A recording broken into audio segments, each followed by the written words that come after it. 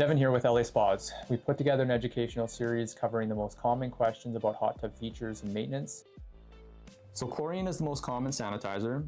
It's very simple. You're going to take your chlorine tablets, put about 3 to 4 chlorine tablets into your dispenser, close it up, and then you can adjust your dispenser by opening and closing the dispenser. The more you open it, the larger the gap is going to be and the more chemical that's going to be released. When you close it, it's going to reduce that gap, letting less chemical into the water.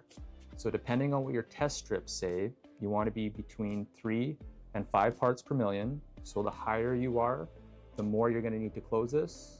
And if you don't have enough chemical in the water, you may want to open it a little bit. Eventually, you'll kind of find that happy medium, but that's all you need to do to adjust your chlorine levels.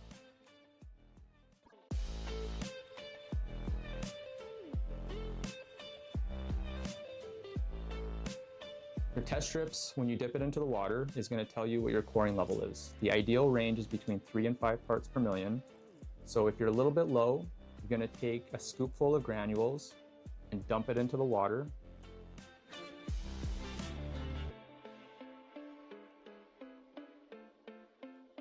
Now, if your levels are reading a little bit too high, there's 2 things you can do. You can leave your cover open for a few hours. It'll help release some of that chlorine out of the water.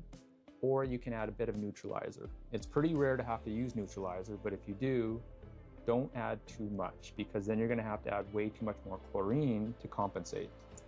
For more guidance on spa care, subscribe to our channel and follow along for future videos.